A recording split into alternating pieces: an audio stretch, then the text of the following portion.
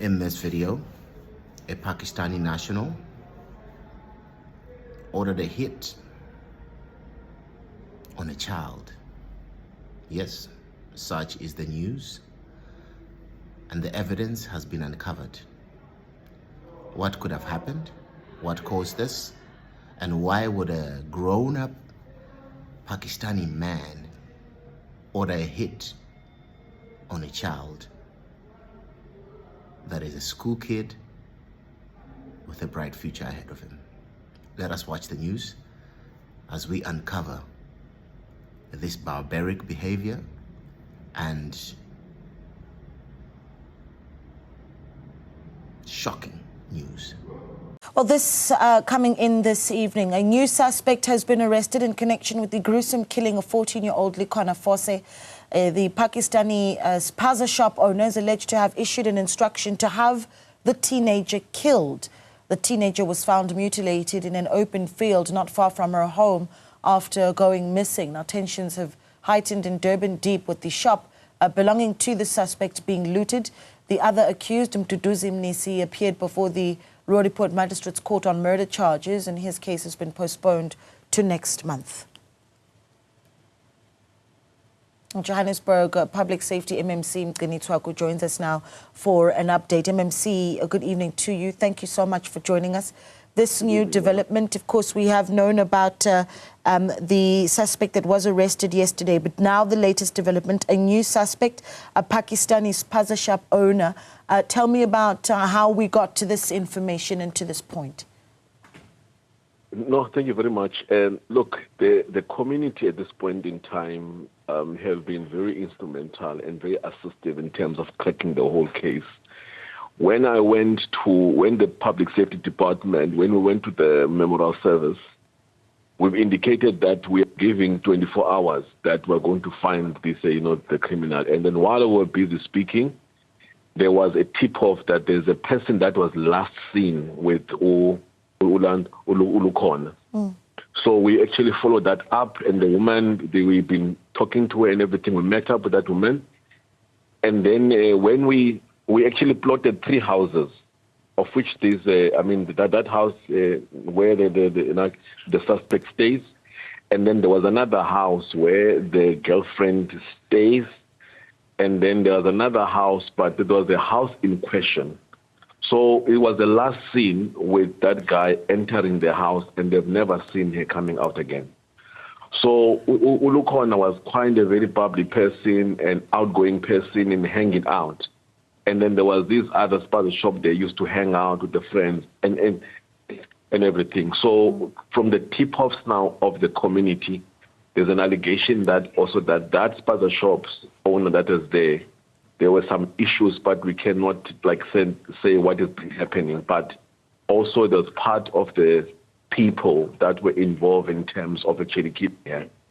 Look, we're still looking for the motive at this point in time. But what I can tell you that when we interviewed the family and go deeper into it, she was a person that was like a tomboyish-like individual, like going out with the friends, and the friends would just call her outside, and then she'll run out, and then she'll go with those friends and go out like what the normal girls do. So yeah, so that's how we actually crashed it. So we've actually surrounded the area at the Durban Deep. And we closed it, to the corner to corner. And then the suspect, we knew that it was Mtudu's. We got his profile, and we found that this guy was actually he's coming from jail. He was out on parole on alleged murder charges and all of that. So we cornered him, and I think that because we put more pressure day and night, he started to really to give himself up, because the JMPD undercover unit and the K9 unit, they were in the area and also working very close with SAPS. I can tell you, SAPS, the investigation officers were excellent, because once we got everything, we just went to the magistrate. They said there's only one person that we need to interview that was also saw Likhonas entering that house. When we got that, we entered. So yeah, so that's how we actually, we crack it. So just to understand, the suspect that was arrested yesterday, the Mduduzi that you're mentioning, that is the person that you say was out on parole? Yes, he was out. He's a convicted criminal, a thug, a gangster, You know, so it's one of those things that, I mean, so I think that, you know, he's been signing at the Rotterdam police station. So, yeah, so that's what we actually know about him. But do we know what crimes he was convicted of? I can check. One of them is actually a culpable homicide, and then some robbery as well. That's what I actually got in my OB. Okay, but some dangerous, yeah. Apologies, yeah. The latest development, of course, is this Pakistani spaza shop owners. Talk to me about your understanding of that individual, the role they would have played, and perhaps some details on what we know about him, age, that sort of thing. Look, with this one here, we actually got a tip-off, I mean, from the community members as well, that there's been some, that individual as well has been instrumental in terms of actually getting her killed. But at this point in time, the investigation and the affidavits there with the IO, we can't disclose it at this point in time because it's a fresh thing and all of that, but I will be able to comment tomorrow. Yeah. But what I can tell you is that it's also linked into the matter of Likhona. Because this is what your statement that you've issued essentially says, is that this particular suspect has been arrested, has been identified and arrested as a result of information that says that he may have given the instruction for Likhona to be killed, this Pakistani spaza shop owner. Yes, ma'am. So we can't go into the details of actually that, but I think as we're developing into the case, and I don't want to, you know, because it's a matter of subs, I don't want to overstep in terms of that, so it can jeopardize this in investigation. But we've actually been tipped off, and also through this, the interrogation of Duduzi and also the community, we managed to establish that there's a link between Duduzi and also that, you know, the Pakistani as well there. Now, what's the next step? This individual has been arrested. Do we know when they're set to appear? Not yet, but we're going to ensure that Duduzi and this individual, they don't actually get bail. Because the crime, look, what is happening there is Duduzi, so the Likhonas there is not the only person. There are quite a number of women actually in that area that are being killed. And I really don't suspect the issue of, what do you call these things, of rituals and everything at this point in time, even though that there was, you know, the cutting of the private parts.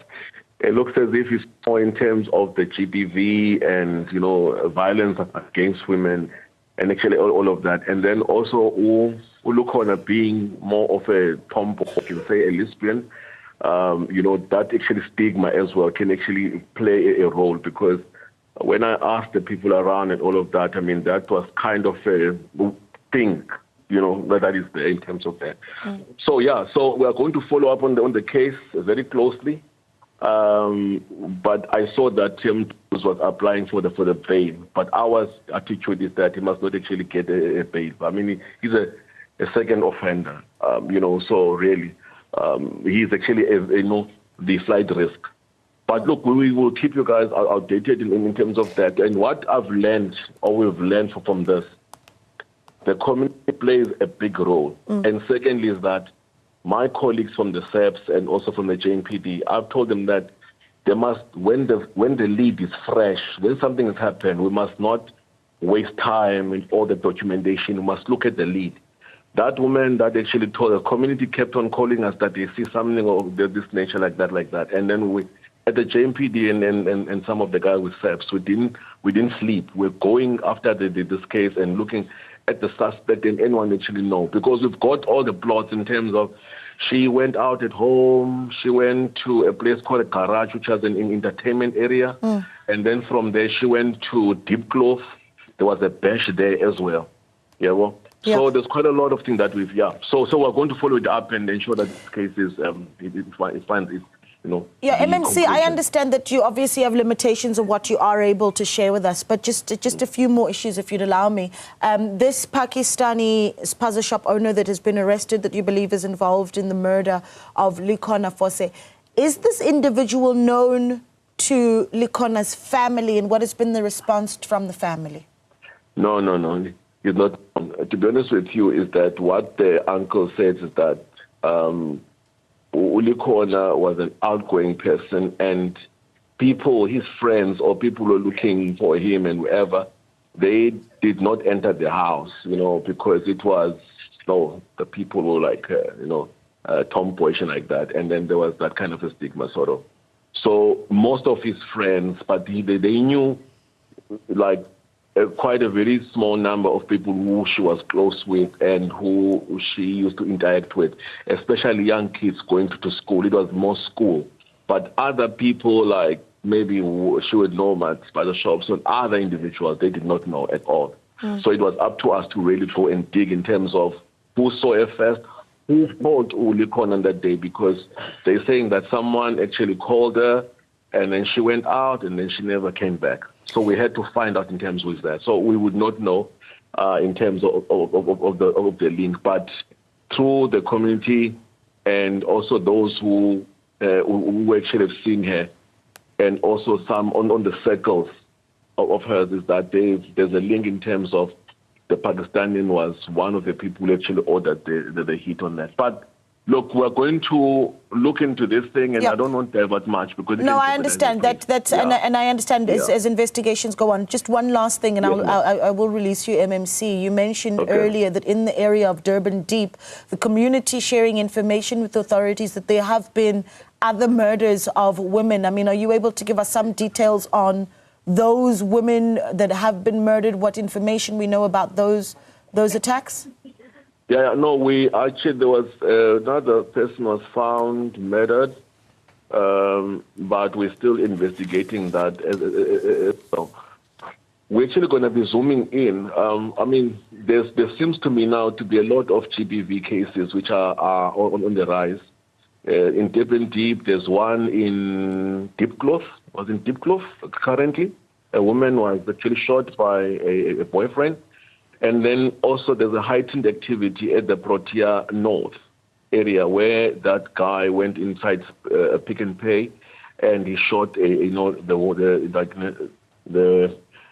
woman. So we just decided on our side that we should actually probably launch another line from the JMPD to actually help SEPs in terms of, but there's been some murders in that area. We've been asked that we must actually focus and have a visibility and also put some undercover unit just to check what is happening. But one of the things that we found, or people have been telling us, that there's been a lot of taverns that have been open around the area, a lot of drinking that is happening and violence that is happening there.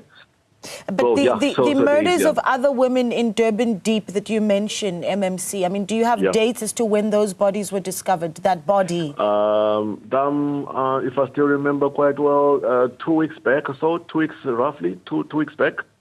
But I don't have that data in front of me because I'm on this case, but I know that there was one that was discovered, I think, last week or so, and the one a week before.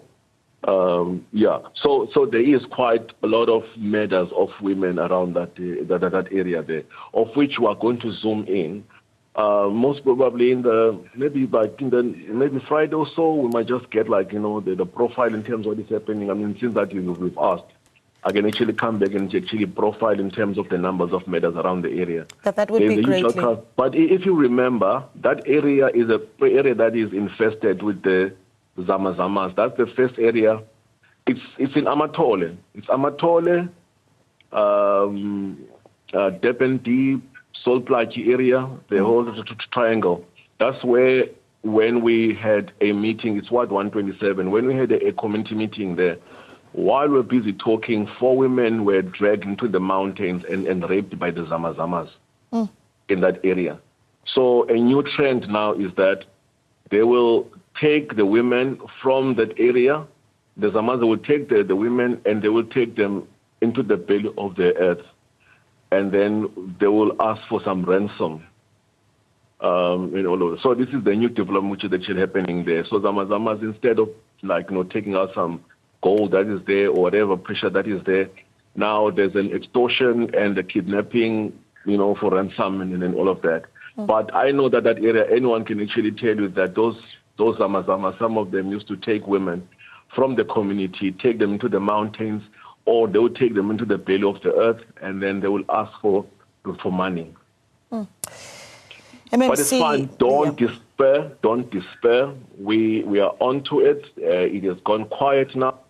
We are onto it, but this is the reality that is actually happening there. Of course, we did operations and we've closed the SEPs and JMPD have closed most of those mines around the area. So this new trend now that is happening there, we're observing it.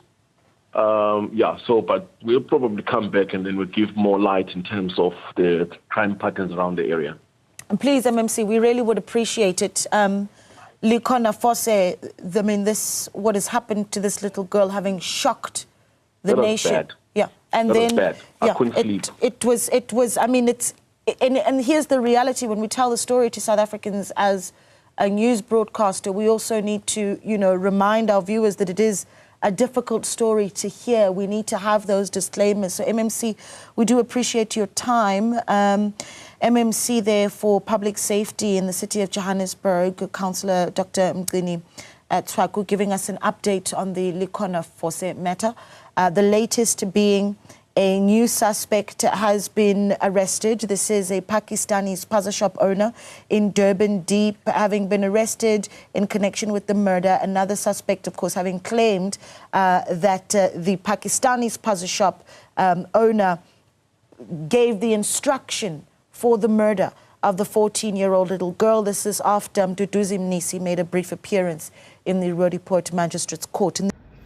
These are people that tarnish the name of foreign nationals in South Africa.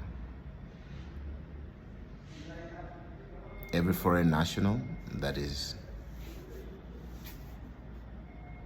committing crime, selling drugs, killing people, that is a criminal,